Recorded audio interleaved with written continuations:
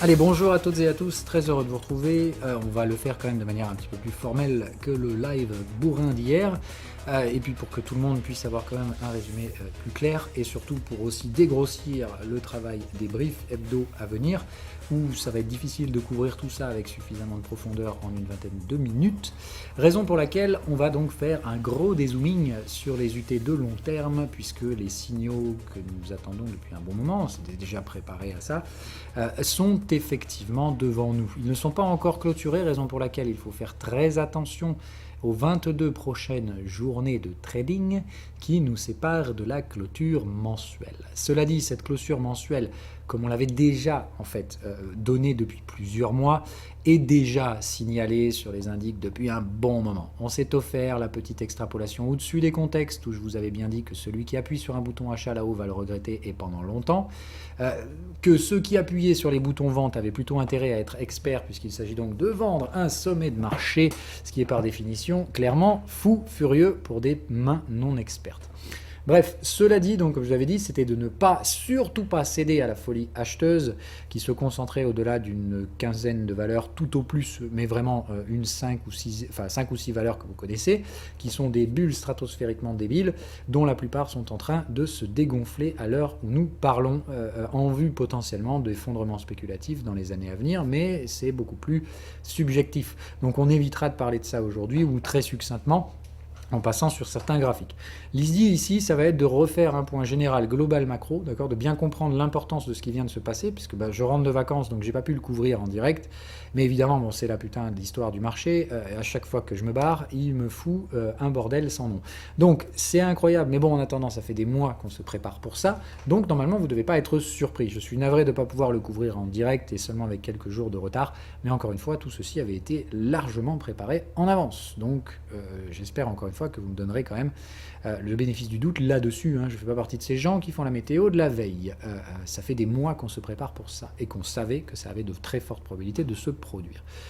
Probabilités qui ne sont pas encore confirmées, j'insiste bien là-dessus. Il me faut la clôture mensuelle et si jamais elle devait être invalidée sur ce mois, elle peut tout à fait se produire le mois suivant, mais restons précis sur le fait qu'on est clairement sur une zone où tout est là pour que ça se passe mal sur le S&P 500. Par se passer mal, ça veut dire baisser. Par baisser, ça ne veut pas dire mourir. J'entends bien, d'accord, on est sur un sommet de marché dans une tendance de fond séculaire haussière, mais malheureusement, on l'avait constaté, à la suite des années Covid, des excès manifestes se sont produits. Excès qui sont visibles sur la pression acheteuse, mais maintenant que les contextes vendeurs s'étaient rejoints, on avait dit, on a tous les éléments rationnels pour s'opposer, c'est-à-dire accepter de vendre un marché débilement haussier. On avait vu cependant donc cette concentration historique qui avait créé des décorrélations folles furieuses qu'on avait déclinées surtout sur deux marqueurs principaux, le ratio RSP-SPX qui traduit pour nous la concentration des bénéfices entre quelques valeurs, puisque RSP c'est le S&P Equal Weight, c'est-à-dire on donne la même pondération à chacune des 500 valeurs de l'indice face au S&P 500 qui sont pondérés en market cap. Donc là, concrètement, on voit quelle est la part des bénéfices qui est concentrée. Évidemment, la baisse de ce ratio montrait une concentration des bénéfices, et on l'avait vu en l'espace, d'accord, d'un an et demi, on a vu une chute drastique d'une borne du range à l'autre, venant chercher ici une borne acheteuse dans ce range de long terme, sur un point bas extrême, avec des targets de break. Tous les éléments ici nous invitaient à penser que c'était le paroxysme de la connerie. Donc il fallait faire très très attention à tout ça. Donc on m'avait dit, ne surtout pas sombrer à la frénésie acheteuse du S&P 500 et encore moins s'exposer aux valeurs technologiques Super Max 7 que vous connaissez tous. Donc on avait dit attention, ceux qui devaient éventuellement s'opposer à ces trades, c'est-à-dire vendre des Apple, des Hermès, enfin bref, des grosses valeurs hyper cotées et hyper populaires, donc faire très attention, on avait dit vendre ces stratégies-là, vendre ces assets-là ne peut être qu'associé à un achat de value. C'est-à-dire, dans ce cas-là, ce que vous faites, c'est que vous tradez l'arbitrage RSP-SPX en vendant les grosses pondérations du S&P 500, tout en achetant des plus petites market cap. Mais c'était bien un arbitrage, j'entends bien, et c'était réservé à des gens qui savent faire ces arbitrages. La chose est telle qu'ici, de toute façon, en mensuel, on est sur des zones d'achat qui prévoient évidemment que ces trades devraient normalement délivrer leurs profits. Les objectifs sont un retour à la médiane du range, donc vous voyez qu'il reste encore pas mal de chemin à parcourir. On est ici sur des horizons mensuels, donc on est sur des forecasts a priori, on est sur des boîtes de contexte annuelles, et un forecast général, nous, se produit sur 2 à 6 boîtes de contexte. Donc on est sur du 2 à 5 ans à peu près maximum. Donc on est sur un horizon de forecast, on va dire 2028, et ça corrobore tout à fait les cycles qu'on a, puisque je vous rappelle, moi je suis toujours basé sur la confluence cyclique de M. Armstrong, qui nous prévoit un major cycle bottom vers août 2028, c'est-à-dire concrètement 4 ans de consolidation à venir. Consolidation qui sera ponctuée de sous-cycles, bien entendu, donc on va les noter, le sous-cycle intermédiaire pour juin 2025, avec un rebond potentiel jusqu'à juin 2026, donc potentiellement, encore une fois, peut-être des all-time highs sur le S&P 500, mais on en reparlera après. À cause des effets de change, il est fort probable que pour un investisseur étranger, les sommets du S&P 500 soient faits aujourd'hui, et ce jusqu'à 2028. Ça ne veut pas dire que les valorisations en dollars vont baisser, puisqu'on avait déjà préparé ça depuis très longtemps. La forte probabilité qui nous attend aux États-Unis, ce n'est pas une récession. À la 2008, déflationniste, baisse de prix, les marchés s'écroulent et le prix global des actifs financiers se réaligne violemment avec une économie en contraction. Non, on ne parle pas ici de défaut de crédit et autres trucs du genre, on parle plutôt de stagflation, c'est-à-dire un environnement où il y a un ralentissement de l'activité économique sans pour autant que les prix baissent, puisque l'inflation reste élevée et au moins supérieure ou égale au taux au taux de croissance de l'économie. Autrement dit, vous pouvez avoir une hausse du GDP en dollars, et vous aurez pour autant une inflation, c'est-à-dire une perte de valeur, qui sera supérieure à cette croissance générée. Ça fait donc une croissance nette proche de zéro, voire négative, et c'est ce qui se traduit par un effet récessif. C'est-à-dire que c'est ressenti comme une récession, sauf que contrairement à 2008, le prix des actifs ne baisse pas, ce qui la rend encore plus violente, virulente et agressive, surtout face aux personnes les plus sensibles à cette inflation, puisque, en général, la stagflation est aussi associée à une hausse du chômage, qui est due au ralentissement de l'activité économique. Autrement dit, on a les personnes les plus sensibles à cette inflation, les couches les plus précaires de l'économie, qui sont également les plus sensibles à la hausse du chômage. Et ça, c'est encore une fois énormément de souffrance sociale à venir là-dessus. C'est aussi la raison pour laquelle M. Armstrong prévoit que ce cycle qui nous sépare entre aujourd'hui et 2028 sera ponctué par une hausse de l'autoritarisme, probablement pour tenter de maintenir une paix sociale dans une économie qui ne présente pas des comportements d'investissement favorables et évidemment des situations économiques plutôt désastreuses pour les personnes les plus sensibles. Donc attention à toutes ces choses-là. On y est préparé depuis longtemps. Donc si je résume, le signal sur le S&P 500 en mensuel a confirmé, mais on a déjà tous les présignaux indiquant que c'est pas bien joli. La validation se trouve au niveau du canal de tendance qui se trouve actuellement, et on va donc dire, si on projette par rapport au cycle bottom, vous voyez que ça nous donne a priori pour ma part un 4005 environ sur le S&P 500 comme objectif primaire de cette première vague vendeuse. Le cycle en total devrait se terminer plus tard, vers août 2028, et si on a un effondrement des bulles spéculatives aux États-Unis, c'est-à-dire des effondrements spéculatifs, je ne parle pas de crash, tout explose de 80%, mais juste des baisses significatives et catalysées sur certaines valeurs technologiques qu'on va voir après, par exemple Apple, Nvidia, qui pourraient, elles, perdre des parts de marché significatives et des valorisations qui explosent.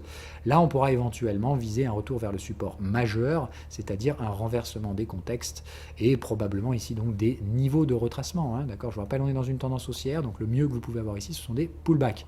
Donc je pense qu'on peut viser raisonnablement 3700 en cas d'excès et d'éclatement des bulles spéculatives sur les valorisations technologiques.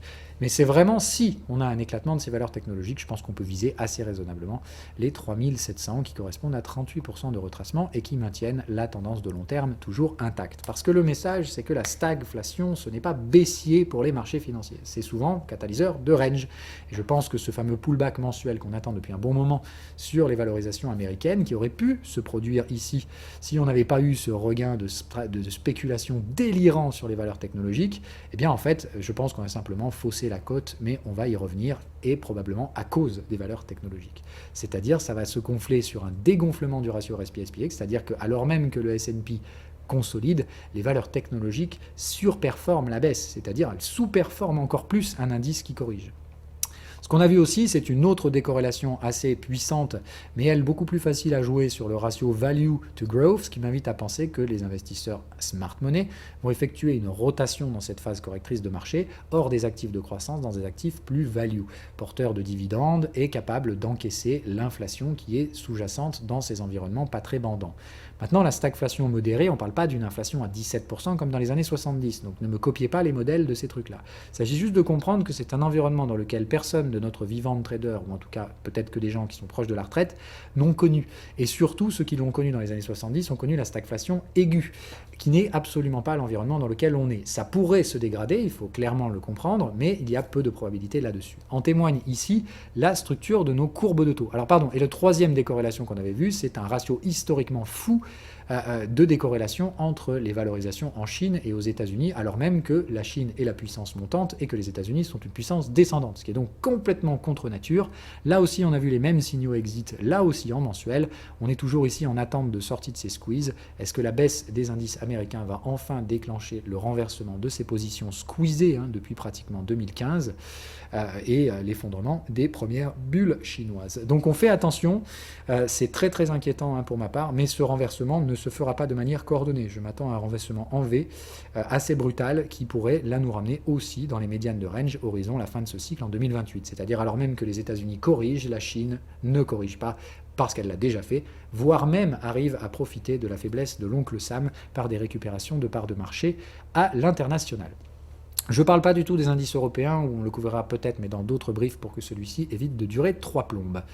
La volatilité, très importante pour moi, le pic de volatilité très important qu'on a connu m'invite à penser que les probabilités de voir une forme de dégénération de cette structure graphique très brutale sur le S&P 500 me paraît assez peu probable. Je pense effectivement que ça va se jouer sur des rotations et des arbitrages plus professionnels. Donc comme on l'a dit ici, je m'attends plus à une consolidation a priori construite qu'à un crash de marché, tout s'écroule, etc. Mais plus des rotations, plus ou moins construites, qui maintiennent certes des niveaux de volatilité plus élevés. Je pense qu'on va s'installer autour des 30 et y rester. Donc 30, ce sont des niveaux de volatilité très élevés. D'accord ? Donc il faudra être prêt à supporter une volatilité à l'intérieur du S&P 500 qui sera extrêmement importante. C'est en plus que les investisseurs dans ces environnements de stagflation recherchent généralement des actifs refuges et ils recherchent tous les mêmes. Ils recherchent ce type d'actifs qui provident un dividende, qui sont capables d'encaisser la hausse des prix des matières premières, dont on va parler juste après, qui semble être quasi inévitable à ce stade, avec une détérioration du dollar. C'est-à-dire, on a une détériorisation de la valorisation. Donc les investisseurs vont rechercher des entreprises qui réalisent des profits à l'étranger pour pouvoir arbitrer la baisse du dollar. Ils vont rechercher des valorisations qui sont peu sensibles à la hausse des matières premières ou qui sont capables de les transmettre aux consommateurs. Donc ici, on parle souvent de ce qu'on appelle des valeurs refuges et pas du tout des valeurs de croissance, machin, etc. puisque l'investisseur américain, dans un environnement stagflationniste, sera soumis à énormément de pression financière. On va le voir après sur les courbes de taux. Tout indique que la restriction monétaire va rester active pendant la phase de stagflation. Et ça ne va pas du tout aider le consommateur américain à aller acheter des iPhone à 1500 boules. Donc concrètement, bien de comprendre que c'est un environnement qui détruit les marges des entreprises. Ça veut dire que les entreprises qui sont capables de maintenir des marges profitables tout en transposant la hausse des coûts de production vers leurs ventes, arriveront à maintenir une hausse de leurs bénéfices. Encore une fois, mais les marges, elles, ne vont pas s'améliorer, ce qui ne favorise pas une explosion des valorisations boursières, puisque dans ce cas-là, les investisseurs vont être très attentifs à la fois à la hausse des revenus de ces entreprises, principalement due à la baisse de la valorisation en dollars et le rapatriement de bénéfices étrangers dans cette même devise qui perd sa valeur. Et ça, évidemment, ça fait monter les revenus de l'entreprise en dollars. Mais comme les marges de facto sont comprimées par cet environnement stagflationniste, ça encore une fois, ça ne soutient pas les valorisations vers des explosions haussières. Mais toutes ces valorisations value, on va prendre quelques exemples, mais voilà, je prends juste par rapport à celles que moi j'ai, par exemple du PayPal ou des trucs comme ça, qui s'échangent sur des PE historiquement bas de l'ordre des crashs. Je vous rappelle que pour moi, le crash s'est déjà produit pour toutes les values aux États-Unis qui sont complètement délaissées au profit de ces grosses valeurs techno délirantes. Et ici, encore une fois, il ne faudra pas oublier de prendre des profits sur les médianes. La médiane du range se situe, on l'a vu, le 50% de Fibo est à 155, la médiane est à 130 et la moyenne est à 96. Pour ma part, autour des 115-120, il faut clairement encaisser les bénéfices sur ce genre de valeur. Il ne faut pas être bullish, D'accord? Il faut bien comprendre que l'environnement est récessif et que dans ce cas-là, tout test de résistance, pour ma part, doit être associé à des prises de profit. Donc bien retenir que les values, ce n'est pas l'Eldorado. C'est par contre retour vers des résistances légitimes parce que ces actifs vont enfin être demandés. De comprendre que la tenue des prix vers les résistances sera probablement très très succincte. Donc il faut des ordres limites. Si vous êtes exposé à des valorisations américaines plus value, elles risquent de surperformer, voire même de monter, mais comprenez bien que ce sera associé probablement à une dilution du dollar. Et on va parler aussi après de l'effet de change qu'il faudra couvrir si vous êtes exposé à des valorisations américaines. Ne surtout pas oublier, comme je vous dis, les take profit, c'est-à-dire associés à de très hauts niveaux de volatilité, vos actions peuvent très bien subir une volatilité énorme sur des titres unitaires de ce genre. Si vous êtes exposé à du stock picking, pensez bien à mettre vos ordres limites sur les objectifs. Vous pouvez tout à fait vous réveiller le matin avec un ordre exécuté et simplement 1 heure après, le prix a déjà rejeté de près de 10%. Donc n'oubliez pas de ne pas oublier vos limites take profit sur tous vos actifs. Vos stratégies doivent être prévues, maîtrisées et exécutées avec perfection. La rigueur sera absolument nécessaire pour suivre cet environnement de marché. J'insiste clairement. Comme je l'ai dit, il ne s'agit pas d'une fin du monde, mais il ne s'agit pas d'un environnement bandant. En témoigne ici ce qu'on avait dit qu'il fallait surtout pas voir sur l'économie américaine, ce qui nous entraînerait dans une récession, ce qui est pour ma part aujourd'hui plus que probable. Je rehausse mes probabilités de récession sur l'année prochaine aux États-Unis de près de 50 à 60%. Je pense que c'est quasi aujourd'hui inévitable que ça se produise l'année prochaine. Peut-être que ce de 2026 pour l'entrée officielle, mais encore une fois, les marchés obligataires le price dès aujourd'hui. Donc je pense que l'horizon 6 mois est aujourd'hui plus que raisonnable et à mon avis, ce sera pour 2025, voire peut-être même que le Q2, Q3 2025. Mais ça risque d'arriver assez vite. Bref, ici, donc, comme on l'a vu, on a la courbe de taux de court terme qui continue de se pontifier, alors que c'est l'inverse sur la courbe de taux de long terme, traduisant clairement pour ma part le positionnement risk-off des investisseurs obligataires, qui eux voient bien qu'il y a un problème. Mais ils ne voient pas de risque sur le crédit. C'est ça que j'aimerais bien vous faire comprendre. Ils voient bien qu'il y a un risque récessif, mais il n'y a pas de risque crédit. Donc, ça vient le problème de qu'est-ce qui se passe. Si on a une récession et qu'elle n'est pas déflationniste, eh ben, c'est probablement que l'obligataire price la stagflation. C'est la raison pour laquelle ces courbes de taux s'inversent et continuent de se radicaliser. Voilà, pour ma part, je pense que c'est une situation transitoire de l'ordre de 1, 2, 3 ans, guère plus. Maintenant, c'est clairement une situation qui a été repoussée très violemment et on a, encore une fois, des coussins d'absorption. Il y a toujours pratiquement 200 milliards qui traînent dans les reverse repo, qui pourrait soutenir certaines valorisations, et je pense qu'évidemment ça va soutenir des valorisations plutôt value, plus que les gros délires technologiques to the moon bro. Il y a également le compte du Trésor américain qui est blindé à 854 milliards de dollars, qui n'hésitera pas évidemment à soutenir l'économie. Mais rappelez-vous, le but du Trésor américain, ça ne va pas être de vous faire acheter des valeurs technologiques de merde et printing to infinity. Ça ne va pas soutenir les Apple, ça va soutenir les actifs et les entreprises qui produisent de la croissance et surtout de l'emploi. Parce que eux, ce qui va les intéresser à l'aube d'une élection américaine majeure, ça va être surtout de soutenir l'emploi américain. Donc à mon avis, elle va surtout soutenir les secteurs plus défensifs, les industries, etc., ceux qui emploient les secteurs les plus précaires. Donc je pense qu'il faut faire très attention, mais c'est un des coussins qu'il faut soutenir. Raison pour laquelle je ne suis pas pessimiste sur la virulence de cet environnement stagflationniste. Je pense qu'on aura à faire de la stagflation modérée tant qu'un catalyseur extérieur d'ordre géopolitique ou autre ne vient pas chambouler cette belle musique. Les États-Unis sont bien préparés pour ma part, afficher une performance somme toute raisonnable dans cet environnement de stagflation, qui reste donc modéré. On l'a dit, dans ce cas-là, il y a quand même croissance des bénéfices, mais surtout sur des actifs refuge et value, mais cette croissance du bénéfice est principalement due à la transmission de l'inflation, qui est très forte. Cette inflation, elle risque d'être particulièrement visible sur les commodities, puisque ça fait des mois qu'on surveille, encore une fois, nos valorisations ici sur les actifs, particulièrement le WTI et le silver, dont je le rappelle, sont extrêmement achetés par les traders particuliers, ce qui rend évidemment les brokers très frileux à l'idée de les voir monter.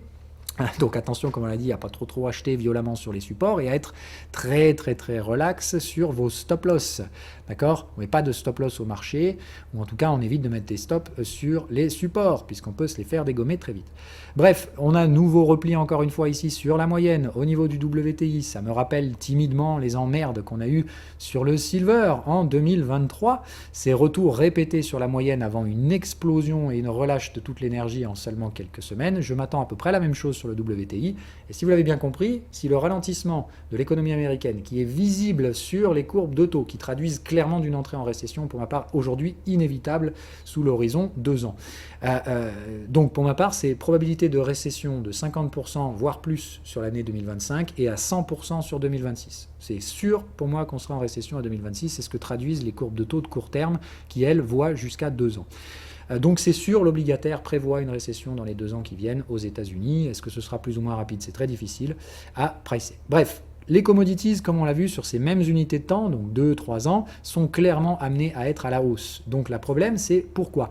Et la valorisation vient surtout du dollar. On l'a vu très récemment dans les dernières semaines. Vous avez vu donc la fin, les annonces de la fin de ce carry trade avec la hausse de taux surprise de la Bank of Japan, alors même qu'on attend des baisses de taux aux US. Donc ça réduit le différentiel de taux et de nombreux petits acteurs pas très intelligents qui utilisaient à outrance le carry trade, faisant suite à ces bottoms historiques sur l'intervention monétaire aux États-Unis et les baisses de taux stratosphériques du Japon, faisant suite aux années 2010. Et donc ce gros carry trade qui a financé une grande partie de la dette américaine, où je vous rappelle quand même que les fonds souverains japonais détiennent quand même des actions Apple. C'est quand même de la folie.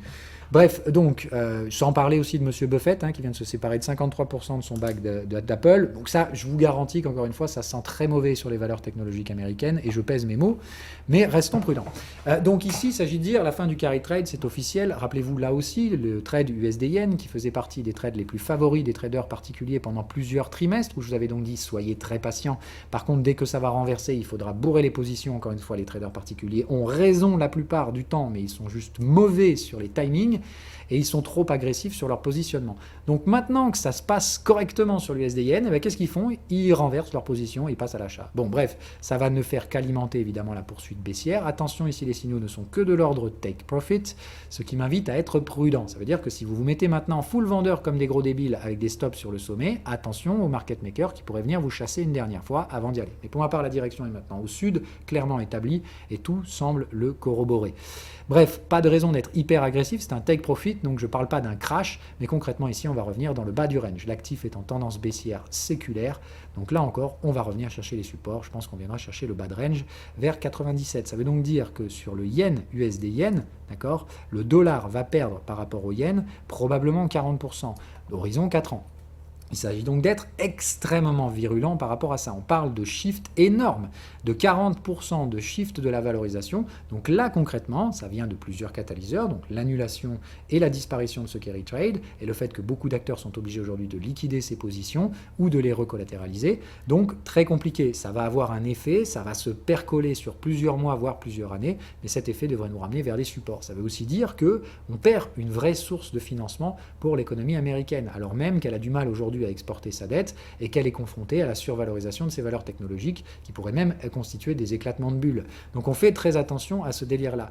La confrontation de tous ces vents contraires aux États-Unis m'invite à penser qu'une consolidation, certes coordonnée et non cataclysmique, devrait se produire sur les 4 prochaines années, avec une très forte probabilité que ça se produise dès 2025, mais particulièrement plus en 2026 et 2027-8, avec une probabilité de l'ordre de 100% dans cet environnement-là. La hausse du taux des matières premières va être associée à une baisse du dollar. La question pour nous en tant qu'investisseurs européens, c'est que fera l'euro-dollar? Pour ma part, ici, c'est très très compliqué, puisque si je rajoute des indicateurs de volatilité, vous verrez clairement que sur ces horizons mensuels, on est sur un squeeze historique. On a rarement vu ici un écart type aussi fin sur pratiquement tout l'historique qu'on a récemment sur l'euro-dollar. Donc il y a bien un problème, c'est-à-dire que pour ma part ici, on sent bien l'hésitation. Ça fait des années que je vous dis qu'il faut rester à l'écart de l'euro-dollar, parce qu'on va probablement très très très longuement accumulé sur cette zone des indices, mais là encore je pense que tout comme l'USD-Yen vient d'envoyer un morceau, vous le savez, moi je pense qu'on devra passer par les 1,35 avant de stabiliser la paire euro-dollar, puisque là encore on est sur des tendances séculaires plus ou moins haussières, des creux et sommets ascendants successifs, et que pour l'instant il n'y a pas de remise en question de ce narratif. Navré, mais quand tout le monde était là, Harmonia va tous mourir avec la parité, moi perso je vous ai dit que je me foutais carrément contre ce bordel. Donc maintenant je pense que le trade euro-dollar pourrait se décanter dans les 4 prochaines années, mais pas dans l'immédiat.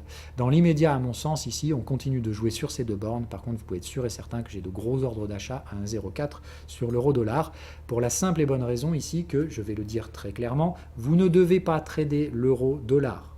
Pas plus que sur les années précédentes. sauf si vous avez une exposition à l'économie américaine. Parce que si vous avez acheté des valorisations américaines, n'oubliez pas qu'une partie de ces valorisations risque de monter, mais elle sera diluée par l'effet de change. Si on va chercher à terme 1,35 sur l'euro-dollar, c'est 25% de votre performance sur les actifs que vous aurez fait aux États-Unis qui sera intégralement détruite par le taux de change.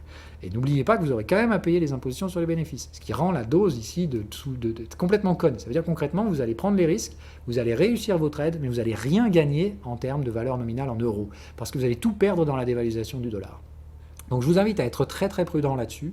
Alors arbitrer les taux de change, c'est vraiment compliqué, donc réservez pour ma part ici à ceux et celles qui ont des expositions de portefeuille aux États-Unis et qui vont hedger le risque de change de leur position spéculative sur l'horizon dans lequel nous parlons, c'est-à-dire un horizon 2028. Ces positions doivent être clôturées en 2028 et probablement même en même temps que la résolution de vos trades. Alors même que vous atteignez vos objectifs sur vos valorisations américaines, prenez et réduisez votre exposition à l'euro-dollar conséquence. C'est un hedge, vous vous exposez à hauteur de votre portefeuille. On n'est pas là pour gagner de l'argent sur l'euro-dollar, je le répète jamais assez.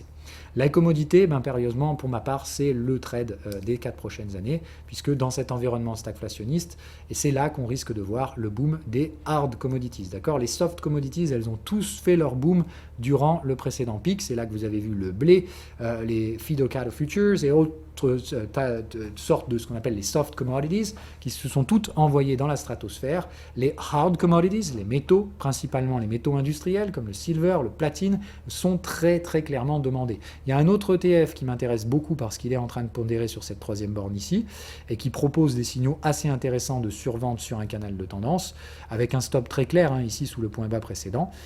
Je pense que cet indice est très intéressant avec des niveaux donc de validation comme vous voyez vers la zone des 94. Donc là on parle de très gros rendement, d'accord. Le REMX, c'est l'exposition aux métaux critiques, aux métaux rares qui sont principalement détenus par la Chine. Donc comme on l'a dit, si en plus on a un arbitrage États-Unis-Chine, je pense que les métaux critiques n'y échapperont pas. Donc voilà, très intéressant pour moi tout ce que je surveille, donc une forte exposition toujours sur les matières premières, ça a été très lent et emmerdant parce qu'évidemment les retails sont toujours à l'achat dessus, mais je pense que la périclitation, en tout cas la décrépitude de notre marché américain, clairement visible et aujourd'hui actée par des signaux, me semble être inévitable en fait. Je pense que certains brokers américains continuent de manipuler les cours de ces métaux précieux, JP Morgan pour ne pas les citer, continuent de jouer ces trades arbitragistes sur le dollar et le silver, extrêmement dangereux pour ma part, donc faites très attention à ces brokers qui jouent et qui pissent contre le vent. Encore une fois, les retails ont souvent raison, bien plus que 50-50 en termes de probabilité, c'est simplement qu'ils mettent des stops trop courts et ils sont impatients. Donc là, il faut rester patient, pour ma part, on est sur les bons trades sur ces commodities, à la fois sur le WSTI et sur le silver, il ne faut juste pas être assez con pour renverser les positions quand ça part enfin dans votre sens, et être très patient, ne pas mettre des stops proches pour ne pas vous faire liquider par des brokers assez mal intentionnés. Donc on fait sur ces arbitrages-là, pour ma part, ce que j'attends donc depuis pratiquement un an, ce qui a été fortement exacerbé par toutes les décorrélations qu'on a vues, qui pour ma part sont concrètement stratosphériques et liées toujours à la très forte teneur en investisseurs non expérimentés dans ces marchés. Ce genre de touristes de l'investissement qui n'investissent pas du tout en fait. Ils viennent trader, augmenter les spreads, ne comprennent rien à la finance, la valeur, eux, ça leur passe loin au-dessus de la tête, c'est juste du trading, ils viennent jouer au grand casino de la bourse. Bref, encore une fois, la bourse n'est pas un casino. Je le répéterai jamais assez, si vous croyez ça, vous vous trompez. Et la forte part de traders dans le marché qui a complètement remplacé les investisseurs rationnels, etc., me semble être arrivé à un paroxysme de conneries assez stratosphérique, m'invitant aujourd'hui à penser qu'un renversement assez important va se produire en faveur des investisseurs, en défaveur totale des traders qui risquent d'être très chahutés par une volatilité élevée. Et alors là, je ne vous parle même pas des traders inexpérimentés qui tradent à très court terme sur des valeurs technologiques délirantes qui, elles, vont subir une volatilité de dingo. Donc, on fait très attention. Je préfère vous le dire avec sincérité, si vous manquez d'expérience dans ces marchés, ça va être compliqué pour vous dans les 4 prochaines années. On parle de marché arbitragiste, on parle de stock picking, on parle de hedger des risques sur des produits dérivés, on parle de s'exposer à des métaux précieux volatiles et concrètement manipulés par des brokers, donc des risques de contrepartie. On parle de shorter des bulles technologiques, c'est très compliqué. Bref, on parle de choses qui ne vont pas être faciles. On parle d'arbitrage de volatilité, de swap de taux, taux, c'est très très très emmerdant. D'accord ? N'oubliez pas qu'en plus l'environnement économique va rester très restrictif, donc il va y avoir des faillites. C'est très très très compliqué. Pour ma part, les 4 prochaines années vont être vraiment dans la nécessité de professionnaliser et d'être extrêmement rigoureux dans vos activités de trading. Je vous recommande sincèrement d'éviter tout ce qui se trouve en dessous du daily et de l'hebdomadaire parce que ça va être tellement volatile sur ces time frames avec un VIX qui va rester pour ma part très très élevé autour des 30 pendant les prochaines années. Donc restez très très très prudent s'il vous plaît. Pas de conneries, évitez de tomber dans les pièges. Je serai là chaque semaine pour essayer de vous éviter ces choses-là et de vous aider dans l'identification des différents pièges. Mais encore une fois, attention au dénouement de ces positions spéculatives qui font le marché depuis 2021.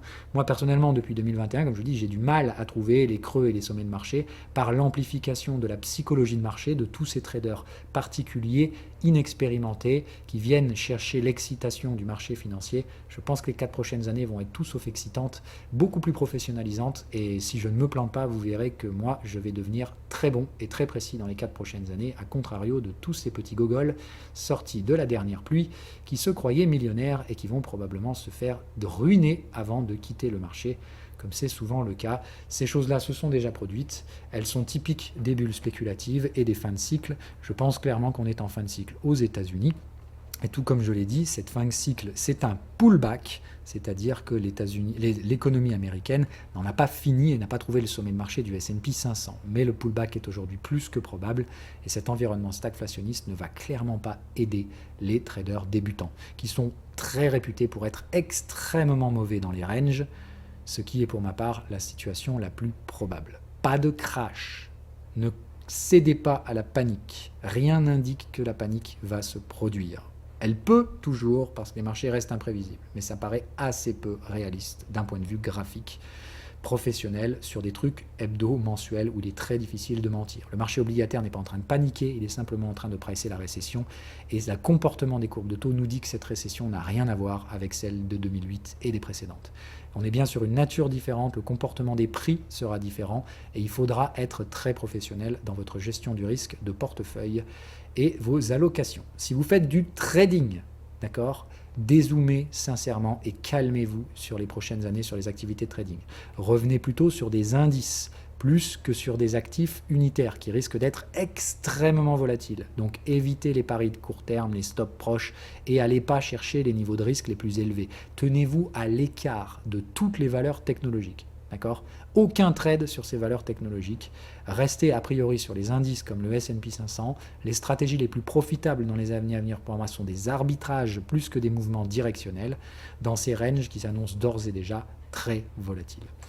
Voilà, je vous souhaite à toutes et à tous une bonne fin de vacances si vous en prenez ou si vous y revenez. On refera les points hebdomadaires bien entendu. Je vous souhaite à toutes et à tous une bonne fin de semaine. Ciao, ciao.